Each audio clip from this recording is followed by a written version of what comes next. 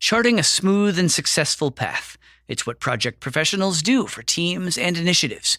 But what about doing the same for their careers? How do you know when it's time to make a move and what move to make? How can you ensure that you'll succeed in a new role? We've got answers. Whether you're aspiring to advance or just striving to improve, this episode is for you. In today's fast-paced and complex business landscape, project professionals lead the way, delivering value while tackling critical challenges and embracing innovative ways of working. On Projectified, we bring you insights from the project management community to help you thrive in this evolving world of work through real-world stories and strategies, inspiring you to advance your career and make a positive impact. This is Projectified. I'm Steve Hendershot. Careers in project management aren't always linear. Some people gradually advance from one position to the next, like moving from project manager to program manager, but others hop around, perhaps starting in a field other than project management or taking their project expertise from one industry to another.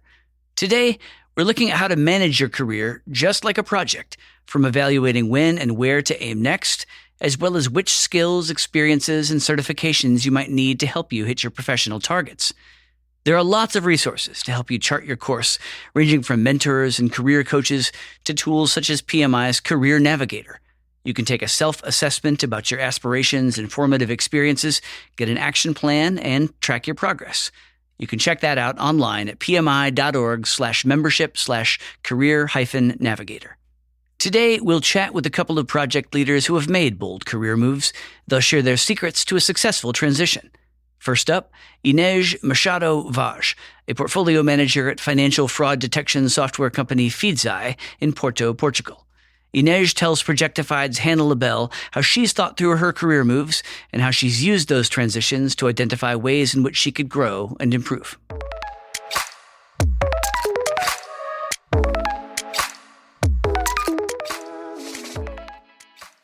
So, Inês, your background is in engineering, but you kind of found your way to project management by helping one of your colleagues. What spurred you to continue in the project management profession? I started as a programmer, but at the beginning, I must say that it was lonesome work, and that was something that I actually didn't like. Fortunately, I did have a colleague that was needing some help, and he was asking me some questions just in terms of actual time management. At the time, I did not have any formal training in time management, for example. So by helping this person, then I caught the eye of my line manager at the time, Nuno, and he did say that he needed an extra hand in a project. And so he decided to take a chance on me. Initially, I worked 50-50 as a programmer and then as a project manager as well. What I loved in project management coming into it was the fact that I could have conversations with people of different backgrounds, different teams, that I could always be learning something different every single day. I didn't feel alone anymore, and I gained a sense of purpose in my role in the company. Fortunately, I think he saw the spark and he decided to take a risk and make me a project manager full-time. And I did make sure that I did not waste that chance. That's great. So you became a project manager when you worked at Bosch. You made a few career moves while you were there, making that initial jump from engineer to project manager and then becoming an industrialization project manager. How did you decide when it was time to take a new position? It was really important for me to have a mindset of looking for windows whenever I saw closed doors. Actually, some of those transitions I could not control. For example, for my first transition to the second transition, the company had an internal restructuring. And that meant that I had to be let go. And this was something that was really impactful for me because regardless of my good work at the time and even the relationships that I had with everybody, the good feedback that I got from my work, that was completely irrelevant for my change. This was something that really took a toll on me, but I do like to look at it as a good nudge, a positive nudge that I had to go for my next opportunity.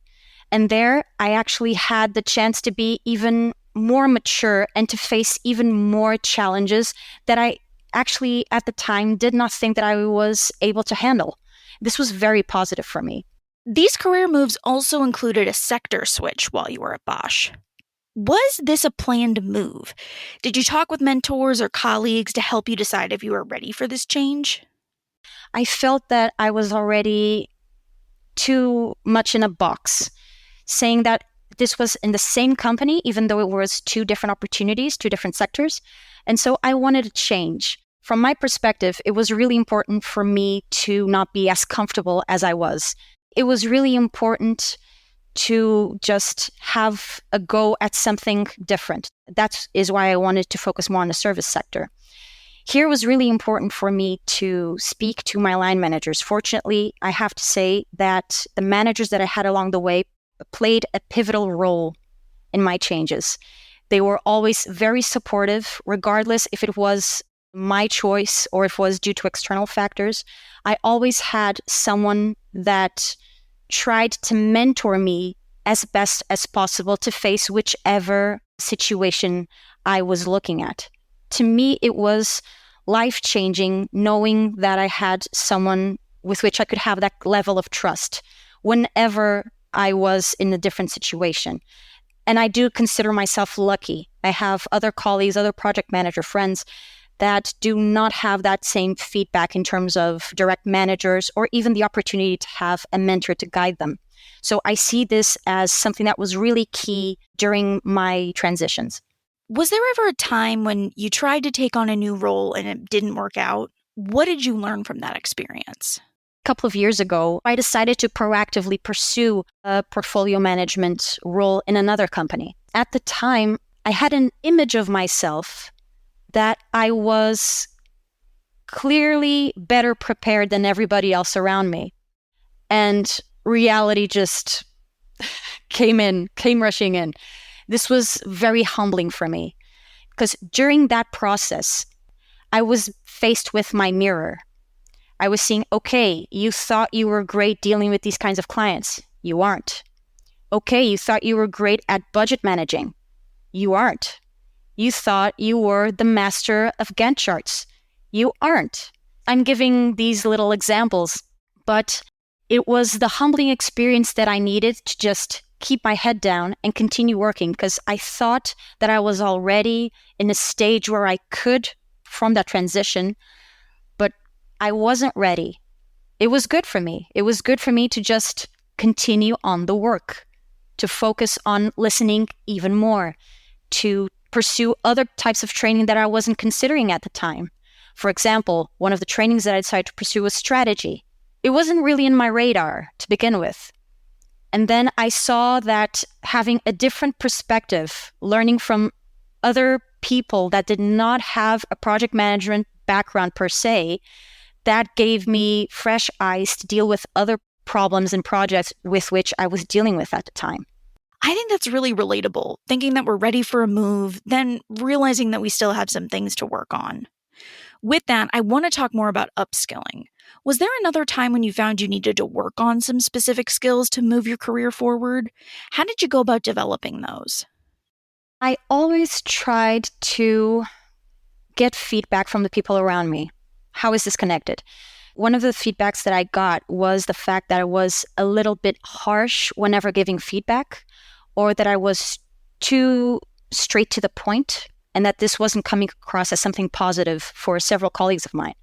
Proactively, I decided to look for trainings where I could focus on negotiation, communication, just to be more at ease in dealing with different personalities. And this was one of the first things that was also positive for my growth. Let's say in more of a soft skill approach. Whenever I went for hard skills, I actually reached out to other colleagues that were a little bit ahead of me in terms of career path and asked them, okay, what did you do or what would have you done differently if you were in my shoes right now? And here it was pivotal to go for the PMI certification. PMP preparation was one of the hardest things I ever had to do, more challenging things. At the time, my mother was at the hospital. And so in terms of managing your own feelings, which also affect the way that you work, the way that you study, the way that you prepare for an exam like that. For me, it was really important. I feel really proud to be able to overcome something while under really harsh and heavy circumstances. Fortunately, everything went well. My mother's fine. I passed the exam, and I was really happy to be able to train myself to control myself under those harsh expectations, harsh environment. The fact that I had to prepare in terms of soft skills due to feedback from my colleagues and even from some clients, the fact that I had the possibility to invest in hard skills through the PMP certification, that all prepared me in terms of mental toughness and grit to strive in a portfolio manager role in which I am currently in Feedsai. As we think about career transitions, what's one thing that you know now that you wish you would have known when taking on a new role? One thing I would say is that we shouldn't be shy when asking for help. Asking for help is not a sign of weakness. The fact that you're putting yourself in a vulnerable position, showing to someone, okay, this is something which I need help, or I don't have any kind of visibility, or I don't have any kind of experience, this is not a bad thing. A bad thing is continuing to work in our ignorance.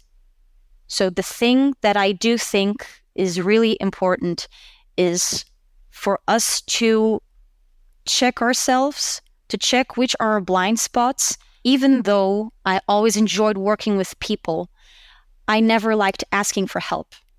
And looking back, I can see that really slowed me down in so many situations unnecessarily. People are usually very willing to help. So if I could say something to a person starting out, I would say, don't be afraid to seem foolish, because there are no questions that are foolish. Foolish is not asking questions whenever you have them. It's really important to gain clarity, and that's good for our clients, for our team, and for ourselves. Inej, we've covered a lot in this interview. Is there anything that we haven't discussed that is important to mention? Yes, I think that regardless if we're pursuing a transition or not, it's really important that we do not forget to invest in ourselves. Meaning, pursue that certification, pursue that training, even if you see that it's not going to have a direct impact in the next 2 to 3 months or even the next 2 to 3 quarters. It could have an impact on your next opportunity. Luck comes to few, but you have to be ready for those lucky opportunities that arise. And I do think that the fact that I transitioned to a portfolio manager role was due to the fact that I was continuously preparing myself for a role that I knew that eventually I would want to pursue. And it came a little bit earlier than I expected, actually. However, I had already prepared in terms of strategy trainings, negotiation trainings, trying to understand what's happening in the actual industry and trying to read more and to discuss with peers that also have a thirst for knowledge in a sense and try to understand what is happening and what will be the next changes. We need to prepare ourselves for whenever those lucky opportunities arise. If we are not prepared, those opportunities will not materialize.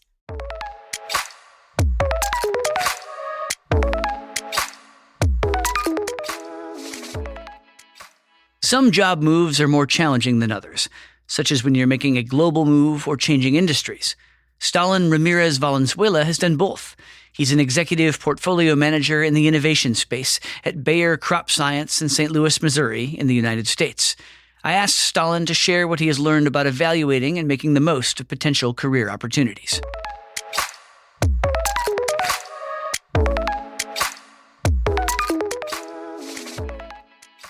Stalin, let's begin with how you think about career moves generally.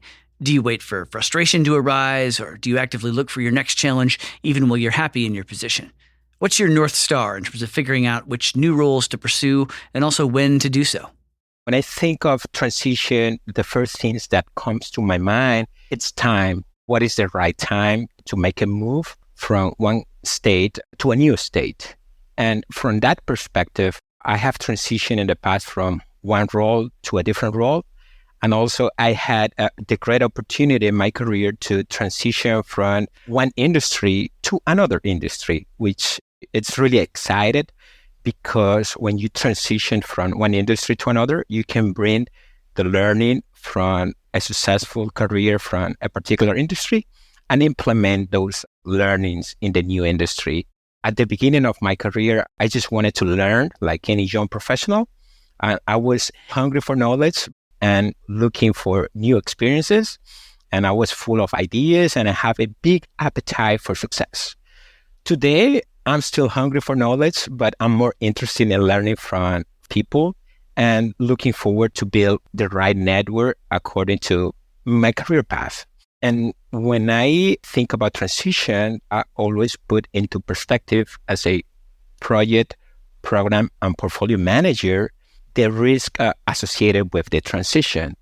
Every career move have a risk, but also a reward. And as a project, program, and portfolio manager, we are expert in that area. So when I considering a transition, I try to apply a transition plan, which is part of having the right questions, consider what are the variables and the key drivers for doing that career move, and understanding the reward. You mentioned you made an industry to industry move. What does that look like? Give me a sense of that risk register when you're making a jump from telecom into healthcare. The telecommunication industry was where I started. It gave me a great sense of, rigid and traditional set of knowledge, because the telecommunication industry, it's driven by technology. There was a time that some opportunities came up in the healthcare industry when I moved from Caribbean to California. There was a great opportunity.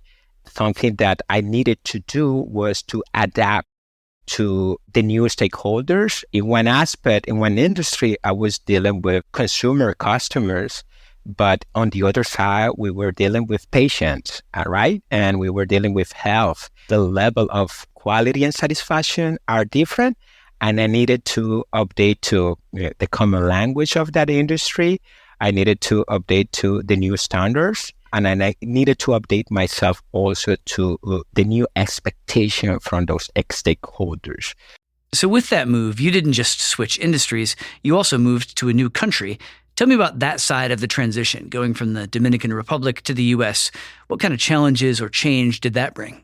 For me in particular, in the professional side, it was not that challenging at all, because I happened to work for an American company, for Verizon. The standards in the industry are pretty much the same when you deal with telecommunication. That was great for me.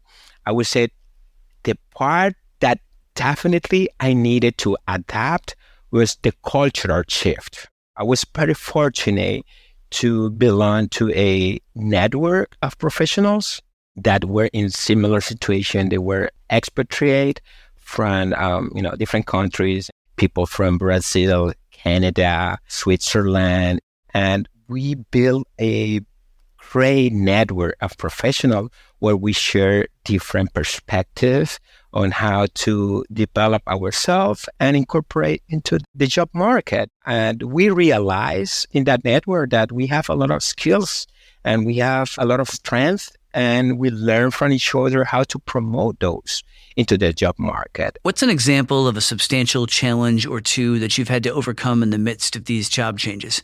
What's one that you saw coming and what's one that you didn't?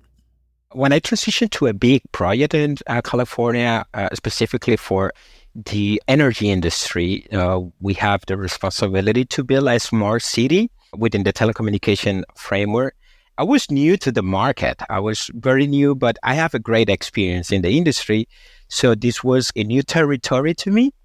But once I start interacting with the team, a great group of professionals, I start experiencing, I would say, like a language barrier. That was one thing. The other one was the engagement with the team. And the other one was like the level of responsibility of each of the roles that we are going to deal with. At some point, I start gaining different type of responsibility based on the outcome and the successful implementation that we had. One of the challenges basically was time management, because I was originally hired for one particular role, but I was assigned more.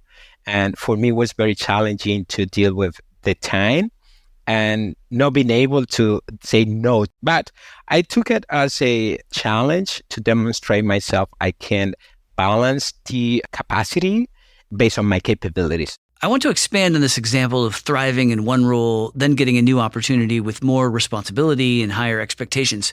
How do you think about that? When an unexpected but awesome opportunity comes up and you're excited about the role, but you also have to make sure that not just your skills, but also all the circumstances around you are setting you up for success. Something that I would tell myself is like a speak up, right?